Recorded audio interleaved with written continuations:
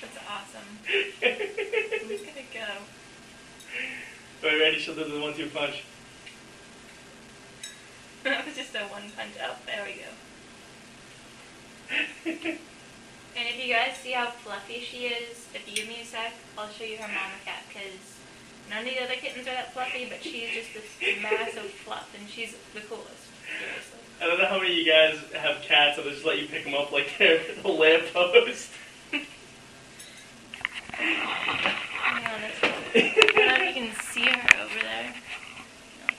There she is. That's Mama Cat. Go get your mama. She's really pretty, but she's not fluffy at all, and she was just this weird. And that thing over there playing with the laundry bag. You can see that? That's Rika. She's the mini Mama Cat. And Shima, right there, is very pissed off she can't get up there. Huh, you're still pissed off, aren't you?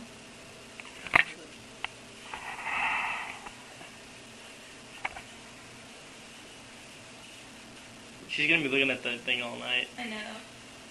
Well, at least it keeps her occupied. See, the other cats play with regular cat toys. Hey, it's Ashen Pekka. She plays with weird stuff.